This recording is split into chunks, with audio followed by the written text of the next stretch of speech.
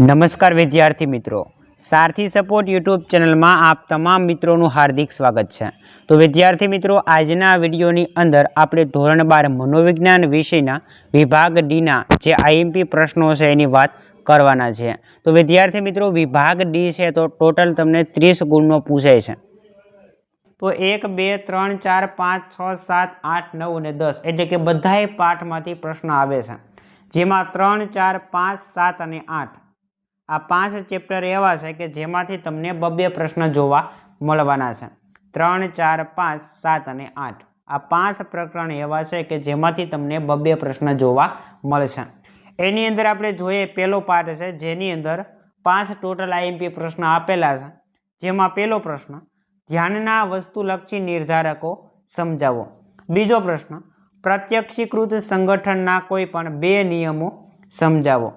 ત્યાર પછી વિદ્યાર્થી મિત્રો ત્રીજો પ્રશ્ન છે કે સંવેદનનો અર્થ આપી એની સમજૂતી આપો। ત્યાર પછી ધ્યાનના વસ્તુલક્ષી નિર્ધારકો સમજાવો અને છેલ્લો પ્રશ્ન આ પાઠનો પ્રત્યક્ષીકરણની પ્રક્રિયા સમજાવો। આ 5 પ્રશ્ન વિદ્યાર્થી મિત્રો આપ્યા છે, એમાંથી દર વર્ષે જો કોઈ રિપીટ થતા હોય તો 2 પ્રશ્ન એવા છે, ત્રીજો પ્રશ્ન અને 5મો પ્રશ્ન ધ્યાનના વસ્તુલક્ષી નિર્ધારકો સમજાવો અને પ્રત્યક્ષીકરણની પ્રક્રિયા સમજાવો। આ 2 પ્રશ્ન એવા છે કે જે દર વર્ષે જોવા મળે છે। પ્રશ્ન તો તમારે બધાય કરવાના છે, પણ આ તો તમને કહું છું કે આ 2 પ્રશ્ન એવા છે કે જે દર વર્ષે પૂછાય છે। ત્યાર પછી પાઠ નંબર 2, જેમાંથી પહેલો પ્રશ્ન થોર્નડાઈકનો પ્રયોગ સમજાવો। બીજો પ્રશ્ન શિક્ષણમાં મુખ્યત્વે કઈ 3 બાબતો અનિવાર્ય છે વિગતે સમજાવો। ત્રીજો પ્રશ્ન કોહલરે ચિમ્પાન્જી ઉપર કરેલા ખોખાવાળો પ્રયોગ છે સમજાવો। ત્યાર પછી પ્રબલનના પ્રકારો ઉદાહરણ સહિત સમજાવો। 5મો પ્રશ્ન કોહલરનો ચિમ્પાન્જી પરનો એક લાકડીવાળો જે પ્રયોગ છે એ સમજાવો। અને છેલ્લો પ્રશ્ન અનુકરણાત્મક શિક્ષણ ઉદાહરણ આપી સમજાવો। આની અંદર ચોથો પ્રશ્ન અને છઠ્ઠો પ્રશ્ન આ પ્રશ્ન છે વિભાગ ડીમાં વારંવાર રિપીટ થાય છે। બાકી આ જે કોહલરના પ્રયોગો છે એ તો રિપીટ થાય છે વિભાગ એની અંદર, પણ વિભાગ ડીની અંદર આ 2 પ્રશ્ન વધારે રિપીટ થાય છે। પ્રબલનના પ્રકારો ઉદાહરણ સહિત સમજાવો અને અનુકરણાત્મક શિક્ષણ ઉદાહરણ આપી સમજાવો। ત્યાર પછી વિદ્યાર્થી મિત્રો આપણે આગળ વધીએ તો પાઠ નંબર 3, જેમાંથી પહેલો આઈએમપી પ્રશ્ન સ્ટર્નબર્ગના ત્રિપુટીના સિદ્ધાંતમાં બુદ્ધિના 3 પાસા દર્શાવી કોઈ પણ એક પાસાની સમજૂતી આપો। બીજો પ્રશ્ન પ્રતિભા સંપન્નતાના લક્ષણો વર્ણવો। ત્યાર પછી પ્રતિભા સંપન્નને ઓળખવાની પ્રક્રિયા સમજાવો। ત્યાર પછી મનોદુર્બળતાના કોઈ પણ 2 પ્રકાર સમજાવો। એના પછી ગાર્ડનરે દર્શાવેલ સાંગીતિક બુદ્ધિ અને નૈસર્ગિક બુદ્ધિની સ્પષ્ટતા કરો। અને છેલ્લો પ્રશ્ન બુદ્ધિ અંગેના સામાન્ય સંભવિતતાના આલેખની સમજૂતી આપો। વારંવાર આ પ્રશ્ન રિપીટ થાય છે। ઓકે, 4, 5 અને 6 આ 3 પ્રશ્ન વારંવાર રિપીટ થાય છે। એના પછી પ્રકરણ નંબર 4 આપણે જોઈએ, એમાં પહેલો પ્રશ્ન મનોવલણ જૂથવ્યાપી હોય છે સવિસ્તર સમજાવો। મનોવલણ જૂથવ્યાપી હોય છે સવિસ્તર સમજાવો, વારંવાર રિપીટ થાય છે। બીજો પ્રશ્ન સંચાર માધ્યમો અને કાયદા દ્વારા પૂર્વગ્રહો ઘટાડી શકાય છે ઉદાહરણ આપીને સમજાવો। ત્યાર પછી ત્રીજો પ્રશ્ન મનોવલણ જન્મજાત અને સંપાદિત છે સમજાવો। એના પછી પૂર્વગ્રહનું સ્વરૂપ પૂછ્યું છે, આ પણ વારંવાર રિપીટ થાય છે। ત્યાર પછી પૂર્વગ્રહ ઘટાડવામાં સંચાર માધ્યમનું મહત્વ સમજાવો, આ પણ પ્રશ્ન વારંવાર રિપીટ થતો જોવા મળે છે। અને છેલ્લો પ્રશ્ન કાયદા દ્વારા પૂર્વગ્રહો ઘટાડી શકાય છે ઉદાહરણ આપીને સમજાવો। એના પછી વિદ્યાર્થી મિત્રો પ્રકરણ નંબર 5 લેજારસે આપેલ મૂલ્યાંકનના તબક્કા સમજાવો। પ્રકરણ નંબર 5માં પહેલો પ્રશ્ન વારંવાર રિપીટ થાય છે, આ પણ મનોભારના ઉદ્ગમ સ્થાનો સમજાવો। ત્રીજો પ્રશ્ન મનોભારના ઉદ્ગમ સ્થાન તરીકે કોઈ પણ એકની સમજૂતી આપો।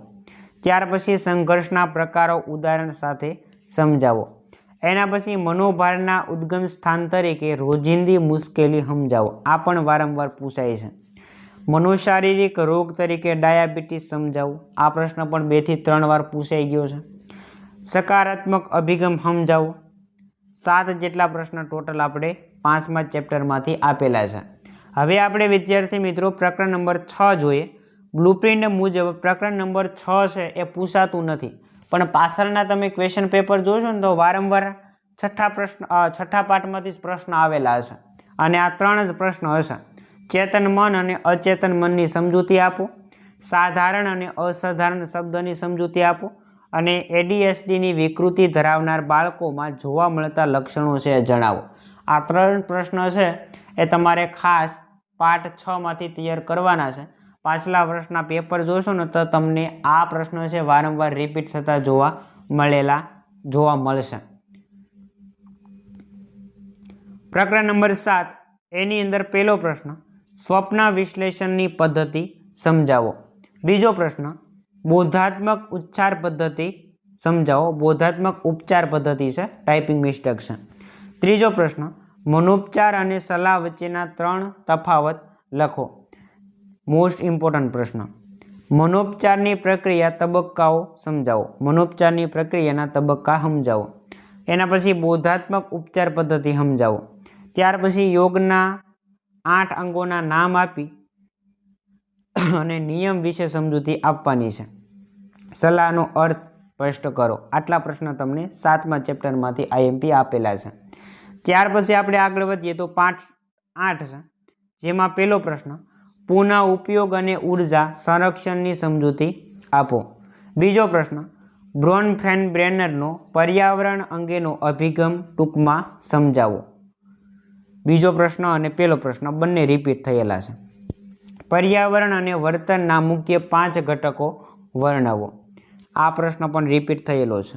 કટ લેવિનનું પર્યાવરણ અંગેનું પ્રતિમાન સમજાવવાનું છે. આ પ્રશ્ન પણ વારંવાર રિપીટ થયેલો છે. ત્યાર પછી પર્યાવરણ બચાવવાના ઉપાય તરીકે સ્વૈચ્છિક સાદગીનો પરિચય આપો. 2 વખત પૂછાયેલો છે. ત્યાર પછી વિદ્યાર્થી મિત્રો પાઠ નંબર 9 પહેલો પ્રશ્ન, વ્યવસ્થાપકોના મૂળભૂત કાર્ય દર્શાવી કોઈ પણ 2ની સમજૂતી આપો. ત્યાર પછી વ્યવસ્થાપકની ભૂમિકાઓની સમજૂતી આપો. આ બંને પ્રશ્ન રિપીટ થયેલા છે. લેખિક કસોટીની સમજૂતી આપો. ચોથો પ્રશ્ન, વ્યવસ્થાપન ભૂમિકાઓની સમજૂતી આપો. ત્યાર પછી સંસ્થાના લક્ષણો પૂછેલા છે, અને છેલ્લે કેન્દ્રીકરણ કોને કહેવાય એ વિગતે સમજાવવાનું છે. ત્યાર પછી વિદ્યાર્થી મિત્રો પાઠ નંબર 10 છેલ્લે આપેલો છે, વિધાયક મનોવિજ્ઞાનના ધ્યેયો વર્ણવો. મોસ્ટ ઇમ્પોર્ટન્ટ પ્રશ્ન છે. લગ્ન અને સુખ વિશે ટૂંકમાં સમજાવો. આ પણ રિપીટ થયેલો પ્રશ્ન. પશ્ચિમી સંસ્કૃતિ અને સુખાકારીની સમજૂતી આપો. ચોથો પ્રશ્ન, જીવન સંતોષ માપન તુલનાના 5 વિધાનોનું વર્ણન કરો. 5 નંબરનો પ્રશ્ન, વિધાયક મનોદશા અને વર્તનની સમજૂતી આપો. આ પ્રશ્ન પણ 2 થી 3 વાર પૂછાઈ ગયો છે. એના પછી લગ્નના ફાયદા વર્ણવો. 7 નંબરનો પ્રશ્ન, સુખ અને સુખાકારી અંગેના કારણો વર્ણવો. અને છેલ્લો પ્રશ્ન, વ્યક્તિલક્ષી સુખ વિશે ટૂંકમાં વર્ણવો. આ પ્રશ્ન પણ વારંવાર રિપીટ થયેલો છે.